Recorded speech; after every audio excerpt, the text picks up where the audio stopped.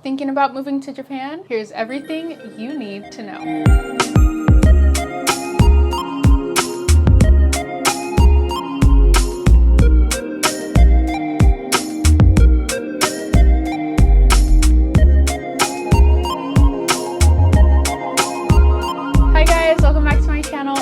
Also known as the Sweet Pea. Minasan konnichiwa, Parisu desu. I spent about a year and a half living in Japan, studying abroad, teaching English, and also doing some commercial talent and YouTube work. Over that time, I learned a lot. And today I'm sharing with you guys 10 things you need to know before moving to Japan that could even be helpful for travelers or people who are going there for the first time. If you've been following my Japan series and my braces journey, get excited. Those two are still going strong. I'm back in California and I have a few more Japan trip vlogs coming up, plus a braces update that I'll be posting soon. So make sure you stick around to catch all the new content and follow along. All right guys, so let's get into it. So starting off with number one, you do not need a car and trains are super convenient in Japan. So different from most parts of America, Japan has an amazing train and transportation I cannot say this word! Oh my god! Transportation system. So you can pretty much take the train anywhere. And I noticed a lot of my Japanese friends and coworkers did not have cars. Like it didn't matter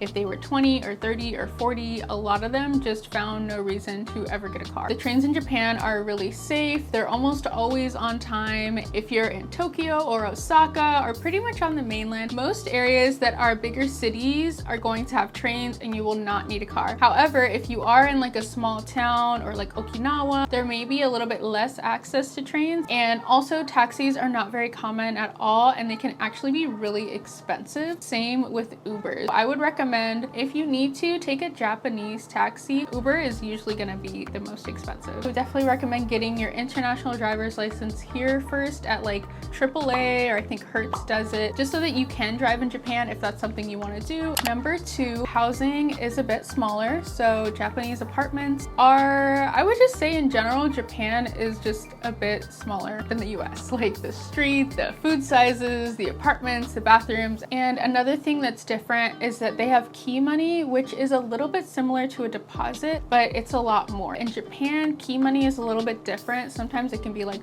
$4,000, $5,000, $6,000, and it can get really expensive. For me personally, I lived in like a share house apartment. So the company I went through is called Oak House, and thankfully they do not have key money, so it made it really easy to find somewhere to live. At the same time, their rent itself is a lot cheaper than it is here. Well, in California, a one bedroom is gonna run you like $1,800 to like $2,500, which is crazy. It's so expensive. In Japan, the rent is typically anywhere from like $500 to like $1,000 for a one bedroom. And I'm not necessarily saying like if you're right in the city, I'm just saying in general. So even though you are paying that lump sum of key money, your actual monthly rent is going to be a lot cheaper for something that's probably newer, nicer, has AC. You don't have to worry about parking. You don't have to worry about like the safety or anything. In my opinion, the housing there was much better. I saw way less homeless people. Literally in a year and a half, I saw probably like 5 homeless people. Okay guys, so it's really hot and my camera just overheated. So just in case I end up having to like move outside. So getting back to where I was, studio apartments can be like $300 there, which is like insane. Like I just feel like you could never find that in a major city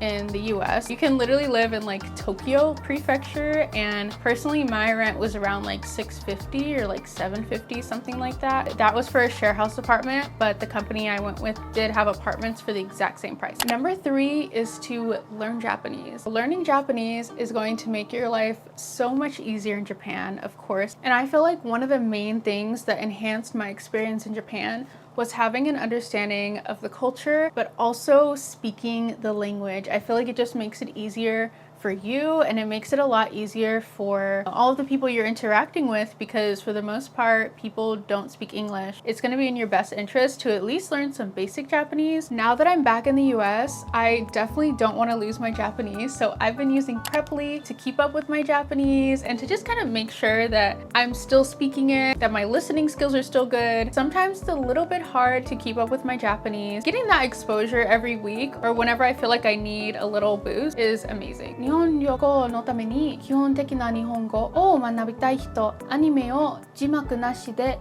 見たい人、趣味として学びたい人、そしてビジネスのために学びたい人、どんな目的でもプレプリならぴったりです。先生があなたのレベルや目標に合わせてレッスンをカスタマイズしてくれます。はい、どうぞ。家族や親戚が集まりおせち料理を食べ初詣に。One thing I love about Preply is that there's tutors literally all around the world for multiple different languages, so not just Japanese, but for me personally, of course, I'm using it for Japanese. It's so flexible in terms of what time you can book a session and you can tailor it to fit your schedule. Right now, Preply is giving 50% off your first lesson, so if you want to try learning Japanese or any language that you're interested in, you guys can use code SWEETP50, and I also have a link down below in the description so you guys can check it out, and also in the comments as well. I feel like investing in learning a language is so important. Like, I feel like I have done so many different jobs because I speak Japanese in Japan, in America. I've worked at a Japanese company. I've worked with so many companies on like freelance work and also in terms of talent work. I think it's better to start now than later because I am so glad I started, and I would have had no idea all of the beautiful and magical things that would have came from me starting to learn Japanese. Number 4 is adapt to Japanese culture. My major at UCLA was Japanese language and culture, so I did have a lot of exposure to the culture and the language for like 4 years straight before I even went to Japan. What I mean by that, just to give you guys like a few tips, like talking on the phone and using your phones in the train. There's signs that say do not talk on the phone in the trains or keep your phone on manner mode, which is like silent mode. I feel like it just makes it a lot more relaxing. A lot of people, like I said, that's their main form of transportation. So some people might be in the train for an hour, and it's much better if it's just like peaceful and quiet. Also, same thing when you're walking around. I noticed that in Japan, like people don't really use FaceTime that much because it's like automatically on speaker. You can definitely talk on the phone in public, but it's much different from the US. People are a lot more respectful and polite in public, which is amazing. Another thing that you can keep in mind is being on time is really important in Japan. Just in general, you want to be on time or even early. If you do speak Japanese, just always start with Japanese. I've seen a lot of posts online about people speaking Japanese and then people responding to them back in English. Personally, that rarely, I don't even know if that ever really happened to me. It was so rare, like almost everyone spoke to me in Japanese. I feel like one, that was probably because I already started talking to them in Japanese. Like I would say konnichiwa or whatever it is I was looking for. I'd be like sumimasen. Of course, if you don't speak Japanese, it's totally fine. But I'm saying for the people who do speak a bit of Japanese, like just try, because a lot of people will really appreciate that. I feel like they'll be happy that you're trying. Another thing I would say is to try to get your pronunciation, your hatsuon on point. I think that might be why people continued speaking to me in Japanese, maybe because they didn't really hear an accent. That's what I've heard from people when I speak to them. They're like, you don't have an accent. Would think you maybe either live there for a while or like they just don't even know. They're like, are you half Japanese? So that might have something to do with it as well, but I think that can enhance your experience if you're already learning Japanese. I know it feels weird at first, but taking lessons on Preply will definitely help with that. It'll help with confidence. Wherever you can build confidence in a language, do it. You do want to separate your garbage whenever you're at restaurants or like at McDonald's or wherever. They will have all these different trash cans to separate all of the different trash types, and that's just like a thing there. Even when you move into an apartment, you might have to get you most likely will have to get specific trash bags and separate your trash in a new way. Number 5 is that cash is still more common than credit cards. So credit cards are definitely becoming more common now, and debit cards, but there's still some places that only take cash. So definitely just run to like your nearest 7-Eleven or ATM and take out some cash. You can do this in the airport. That's usually when I do it, just so you can have like some, money on you. It really depends on you, but maybe somewhere between like $300 to $500 might be like a good amount, depending on if you are moving there or if you're just there for travel. Another thing that's really good to have is a travel card. So right before I first moved to Japan, I opened up a Chase Sapphire credit card, my very first credit card, my only credit card. And the reason I got that one is because it has no international transaction fees, which means like whenever I use it in Japan, it doesn't like give me all these extra fees because I'm abroad. And you get points as well, just for like every purchase you make. Usually, I don't know what they have going on right now, but when I opened it, I got like 50,000 points or 60,000 points, which is around like $500 or $600 worth. So I was able to use that. I think I used it for my flight actually. So it's a really handy card to have. One, because you usually get free points when you open it. And then two, whenever you're in Japan or any country, you're not gonna have international transaction fees. I'll put my link below, but it's good to have some type of like credit card that's not gonna give you a fee every time you wanna use it. And number 6, since we're already on the topic of money and cash, how the yen works. 100 yen is basically like $1 worth of things. So the exchange rate is a little different. 100 yen at the moment is probably like 60 or 70 cents. I'm not entirely sure. Let's say you go to the store and you have 100 yen. You can probably buy, and this is going into my next point, you can probably buy like a Coca-Cola with like 100 yen. But my next point is that a lot of things in Japan are cheaper. And this actually kind of pisses me off a little bit because I remember the last time I went to Japan, I was in like a grocery store or something and I saw Coca-Cola and it was 67 yen. And I was like, that's not fair. Like literally in America, one Coke, like a bottle of Coke is probably like it's probably like 150 or 250. But literally it said 67 yen, and 67 yen isn't even 67 cents. So that's probably like 40 cents. I know if you live and work there, it can be a little bit of a different story because you're making money in yen. But I still felt like even when I lived there and worked there and made money in yen, things were still cheaper. I would go to this place called Tendon Tenya, and you can get a set for 500 yen. You'll get like a tempura rice bowl, you'll get like some fish, some green beans, like all the tempura stuff on top, miso soup and green tea for 500 yen.